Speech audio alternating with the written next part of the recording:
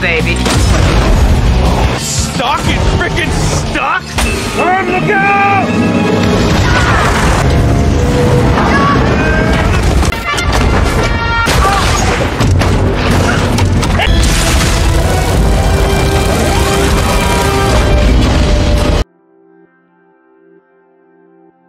Selamat malam Pramol semua. Film yang bakal kita tonton hari ini berjudul The Electric State. Masih hangat banget nih filmnya, baru tayang di awal tahun 2025 kemarin. Nyeritain tentang petualangan seorang wanita dan si robot baik di tengah peradaban dunia yang udah hancur. Oke, sebelum lanjut ke alur cerita lengkapnya, boleh dong klik tombol subscribe-nya dulu, gratis kok. Kalau udah, yuk langsung aja kita ke alur ceritanya. Awal sini nih, di tahun 1990, manusia udah mulai hidup berdampingan sama robot. Ini ada Michelle, lagi jemput Chris, adiknya yang jenius itu. Saking jeniusnya, dia disuruh ikut tes tuh buat akselerasi akademisnya. Bahkan dia bisa langsung lompat ke kuliah loh kalau berhasil lulus tes itu. Tapi dianya sendiri belum siap. Michelle selalu nyoba ngeyakinin adiknya itu sekaligus nyemangatin dia. Belakangan ini, manusia makin banyak yang sentimen sama robot. Soalnya, robot-robot udah makin canggih, bahkan udah hampir setara sama manusia. Mereka juga mulai memperjuangkan hak hidup mereka, sampai ada pemberontakan tuh. Karena makin brutal, akhirnya perang antar manusia sama robot dimulai. The advertising bot then returned to work. Tests in 5 American. Perang terus berlanjut bertahun-tahun, sampai di mana Ethan Skate turun tangan. Dia itu CEO Sensor, perusahaan yang ngembangin teknologi Neurocaster. Mereka nyiptain helm Neuro yang bisa menghubungkan pikiran manusia ke dalam robot drone. Jadi manusia bisa ngelawan robot-robot itu dalam bentuk robot juga. Dan ternyata berhasil. Cuma dalam hitungan minggu, umat manusia berhasil menangin perangnya. Sementara semua robot pemberontak dipenjara di zona eksklusi atau zona khusus gitulah. Setelah semua selesai, helm Neuro jadi diperjualbelikan di seluruh dunia. Jadi mulai saat itu, manusia pakai helm Neuro buat mempermudah keseharian mereka. Oke, ini udah masuk di tahun 1994. Michelle tinggal sama Ted, ayah angkatnya. Karena beberapa tahun sebelumnya, dia sama keluarganya kecelakaan. Chris sama orang tuanya tewas karena kecelakaan itu. Di sekolahnya, dia juga bermasalah. Dia nggak mau pakai helm Neuro buat pembelajaran di kelasnya. Karena dia tuh pengen hidup nyata. Dia nggak suka teknologi itu. Sampai di suatu malam, tiba-tiba ada robot yang nerobos masuk ke rumah dia.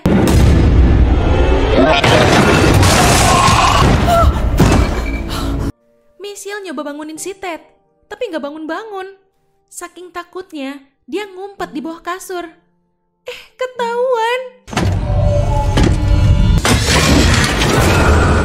Lah, itu robot Kid Cosmo kan? Karakter kartun robot kesukaannya si Chris itu. Tapi sayangnya tuh robot nggak bisa ngomong. Malah minta dibenerin dulu lagi. Setelah kabelnya disambungin, baru deh tuh bisa ngomong dia. Tapi tetap aja ngaco. Cuma bisa ngomong sesuai dialog di kartunnya aja. Dia coba ngejelasin pakai gerakan-gerakan. Ngasih clue ke si Michelle kalau dia itu dikendaliin sama Chris. Michelle nggak percaya. Dia mau ngerebut fotonya. Robot Cosmonya jatuh dong, kedorong. Jadi ketimpa lemari tuh.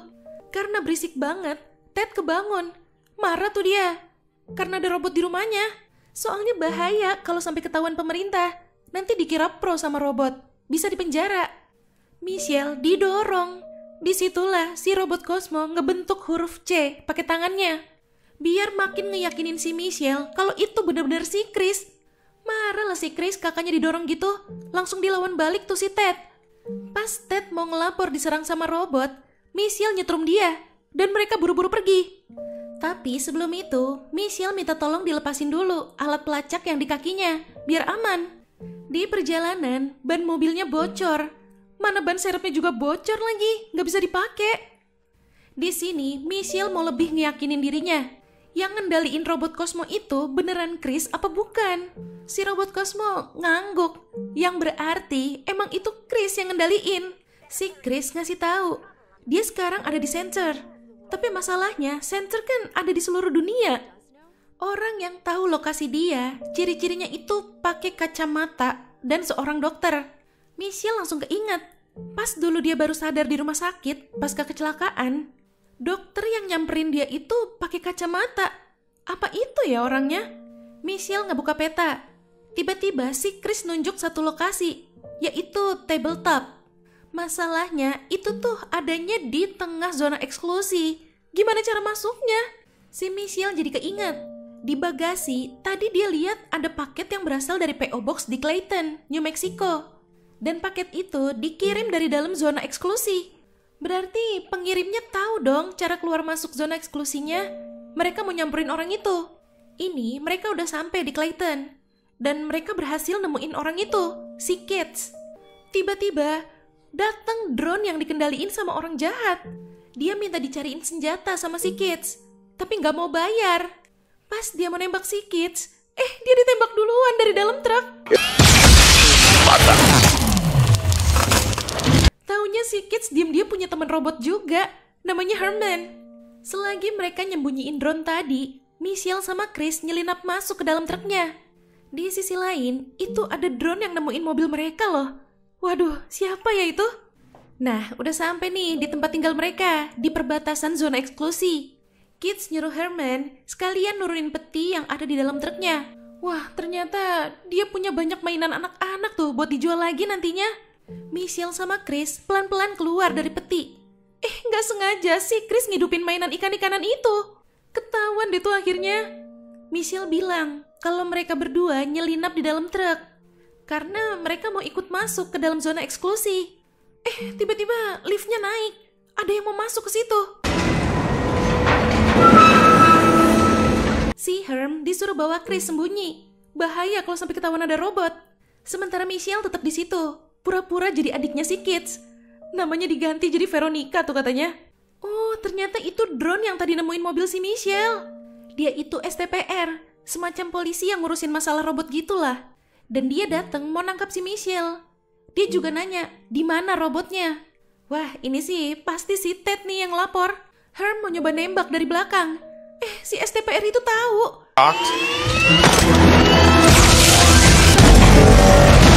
Kids dijadiin tameng. Pas si STPR mau nembak Herm, Michelle mukul senjatanya. STPR marah, tapi Michelle pinter, dimatiin tuh lampunya. Jadi ada kesempatan ngumpet. Si Kids sadar-sadar malah mau nyoba ngelawan lagi. Pistolnya dibengkokin gak tuh? Michelle keluar sama si Chris buat mancing si STPR biar maju ke titik jebakan. Begitu udah pas posisinya, langsung dicapit sama si Herm. Mereka mau kabur naik kereta tambang yang nantinya nembus ke zona eksklusi. Tapi si Kids lama banget dong nyari kuncinya. Nah, ketemu juga nih akhirnya. Pas mereka jalan, si STPR berhasil ngelolosin diri dari capitan. Kereta mereka ditembak. Ya ilah, masa iya gagal kabur? Not my house! Get up!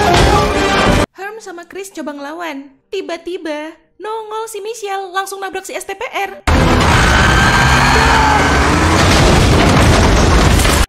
Mereka berhasil keluar sebelum runtuh. Tapi kasihan si Kids, barang-barangnya keuruk semua. Dan gak cuma itu, mereka sekarang ada di dalam zona eksklusinya. Masalahnya, jalan tembus bawah tanahnya udah ketutup kan? Gak bisa keluar mereka. Ini Chris mau ngebuka gudangnya yang ada di situ.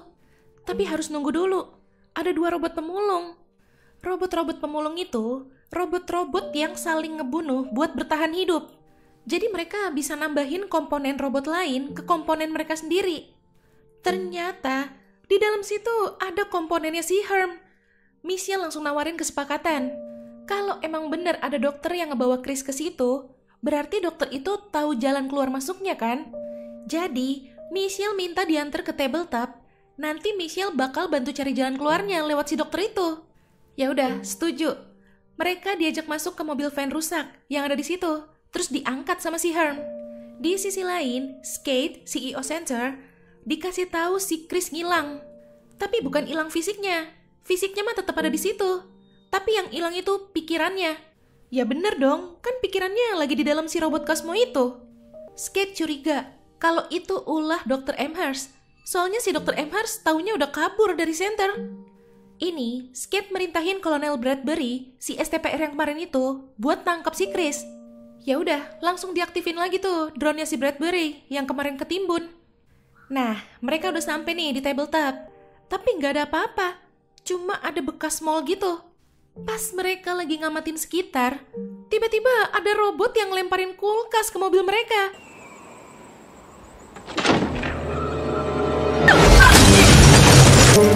Get us out of here! Buru-buru kabur deh tuh. Pahanya si Herm kena. Jatuh akhirnya. Mana kepalanya juga kena lagi tuh. Rusak komponennya si Herm. Hermnya sih nggak apa-apa. Mereka ketangkep. Ladies and you're captured. Dibawa ke dalam mall itu. Dan ternyata itu Blue Sky Acres. Tempat tinggalnya robot-robot di bawah pimpinan Mr. Peanut. Michelle ngasih tahu tujuannya ke Mr. Peanut. Kalau dia lagi nyari dokter yang berkacamata. Katanya dulu emang Dr. Amherst ada di situ, tapi mereka usir karena mereka takut dimusnahin. Michelle jadi ngerasa buang-buang waktu di situ. Toh Dr. Amherstnya nggak ada, dia mau pergi. Kids ngelarang dia karena bahaya keluar malam-malam. Mending di sini dulu sampai pagi.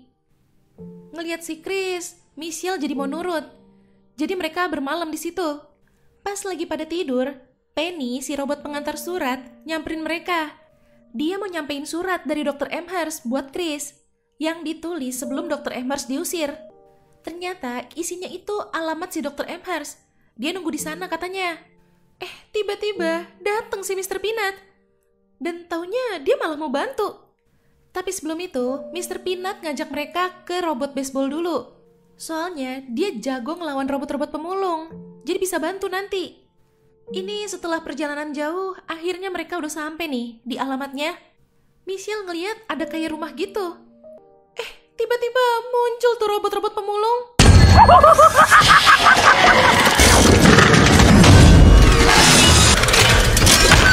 Mereka buru-buru lari ke rumah itu. Mana pintunya nggak dibuka-buka lagi. Tiba-tiba ada lagu yang dipasang keras banget. Robot-robot pemulung nggak bisa dengar suara keras. Dan yang mengejutkannya, lantai yang mereka pijak kebuka. Mereka merosot ke ruang bawah tanah. Disitulah akhirnya mereka ketemu sama si Dr. Amherst. Dr. Amherst bilang dia sengaja ngasih clue-nya ke tabletop karena dia nitipin surat di sana. Dia juga ngejelasin, dulu sensor itu nemuin si Chris dalam keadaan koma. Dari hasil MRI-nya, kelihatan kalau otak si Chris itu jenius. Jadi mereka mau manfaatin itu buat dimasukin ke teknologi neurocaster buatan mereka. Karena kecerdasannya ngebantu umat manusia yang akhirnya bisa menangin perang ngelawan robot. Tapi 15 bulan kemudian, si Chris tiba-tiba sadar dari komanya.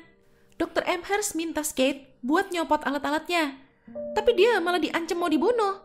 Sebelum dia kabur dari sensor, dia sempat bikin koneksi kecil antara Chris sama jaringan luar. Jadi pikirannya bisa bebas, walaupun fisiknya ada di sensor. Ini si Penny ngasih tahu ada yang datang. Taunya itu si Bradbury, pakai drone-nya lagi. Semua langsung pada sembunyi dan nyari timing yang pas buat nyerang. Pas si Bradbury lewat, langsung diserang sama Mr. Peanut. Sementara yang lain disuruh kabur duluan. Begitu keluar rumah, Kids dengar sesuatu. Dia nyuruh Michelle sama Chris sembunyi. Bener dong, datang tuh pasukan drone sensor. Mereka coba ngelawan. Dr. Amherst datang tepat waktu, nyelamatin Michelle sama Chris. Sementara itu, Mr. Peanut ternyata kalah ngelawan Bradbury. You broke the treaty, Mr. Peanut. Dr. Amherst nyuruh Michelle sama Chris kabur selagi dia berusaha nahan. Dia yakin Bradbury nggak akan ngebunuh manusia karena itu ngelanggar hukum. Tiba-tiba nongol drone-nya si Skate, langsung nembak Dr. Amherst. Belum sempet kabur, Michelle sama Chris dikepung dan si Chris langsung diambil. Dan besok paginya mereka balik ke Blue Sky Acres yang ternyata udah dihancurin. Bahkan cuma sedikit robot yang berhasil selamat. Ini Chris udah sampai di markas sensor, diantar sama si Bradbury. Kesadaran pikirannya si Chris langsung mau dibalikin lagi ke tubuhnya. Di sini Bradbury ngerasa dibohongin sama si Skate. Dia nggak tahu kalau Chris itu manusia bukan robot. Kalau dia tahu ditugasin ngeburu manusia, dia pasti bakal nolak.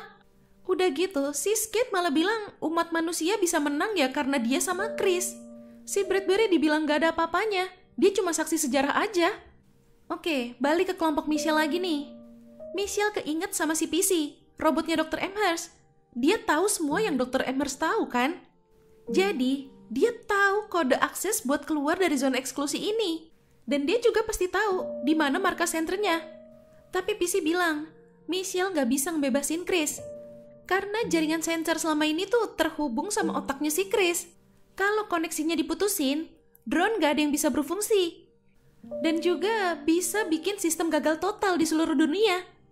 Tapi bagus dong, apalagi kalau mereka berhasil matiin sistemnya permanen. Jadi robot-robot punya kesempatan biar bisa hidup berdampingan lagi sama manusia. Semua robot setuju, termasuk si Mr. Peanut yang awalnya ragu. Malam itu juga, mereka langsung OTW ke markas sensor.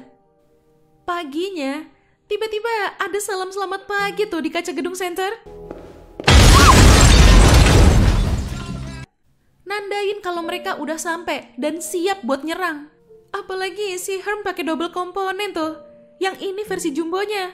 Mantep deh. Oh, baby. Stuck it, freaking stuck!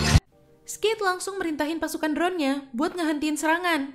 Tapi langsung digiring menjauh sama Kit sama Herm. Biar si Michelle sama PC bisa masuk. Yah, komponen jumbonya diledakin lagi. Arm, look out! Untung dia pakai komponen yang kemarin juga. Jadi tetap masih gede ukurannya. Sambil lari, mereka ngasih kode ke robot-robot lain buat mulai serangan. Belum pernah kan diinjek koceng? Tuh, gede banget tuh robot kucingnya.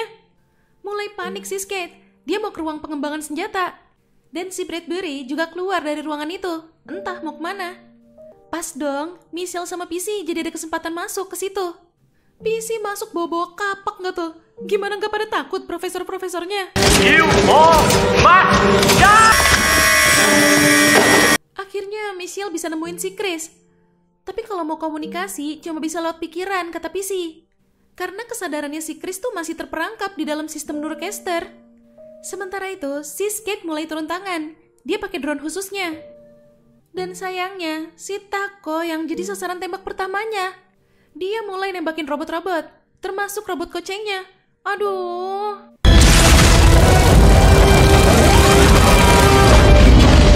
Tiba-tiba, datang si Bradbury. Dia nyelamatin Mr. Peanut yang hampir ketembak. Ternyata, dia udah muak sama kelakuan si Skate yang lebih nggak manusiawi daripada robot. Dia juga ngasih tahu, sekarang si Skate ada di ruang pengembangan senjata. Ini, Michelle pakai helm neuronnya nih, buat komunikasi sama si Chris. Chris ternyata lagi ngerasa bersalah banget. Karena selama ini, kesadaran pikirannya lah yang mensuplai daya ke robot-robot drone-nya si Skate. Kalau koneksinya diputusin, dia juga bakal meninggal. Karena selama ini dia bisa tetap hidup ya karena koneksi itu. Tapi dia lebih milih begitu. Karena dia nggak mau selamanya dieksploitasi sama sensor. Dia minta tolong sama Michelle buat mutusin koneksinya. Di sisi lain, Herm lagi gelut tuh sama si Skate. Dan dia kalah, komponennya hancur. Herm masih selamat. Bahkan dia sempat nyelamatin si Kids yang mau diserang. Tapi ternyata ada kerusakan. Kids nyoba benerin, tapi nggak bisa. Jadi terpaksa dia harus masuk ke mode hemat daya dulu buat pemulihan. Sementara itu, si Skate dapat info kalau di dalam ada penyusup. Dia mau ngecek. Tiba-tiba nongol si Mr. Peanut ngejegat dia. Ini akhirnya Michelle terpaksa harus menuhin keinginannya Chris. Dengan sangat berat hati, dia matiin koneksinya sambil megang tangan robot Cosmo dan dadanya si Chris. Dalam hitungan detik, sistem sensor di seluruh dunia langsung mati.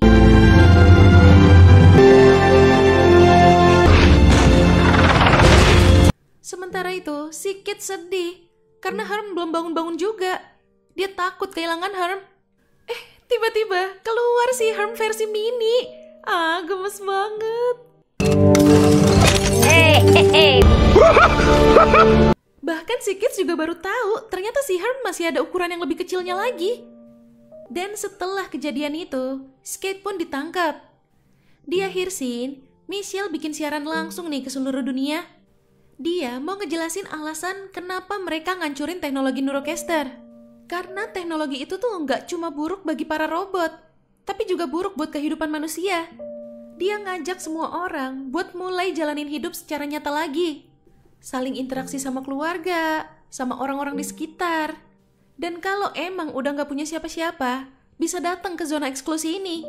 Semua yang ada di sini selalu welcome banget kok.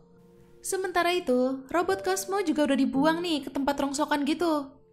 Tapi, kok bangun lagi tuh?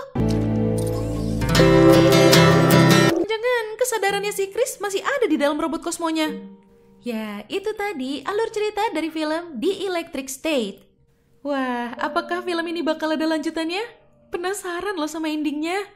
Tapi gimana nih filmnya menurut kalian? Seru nggak?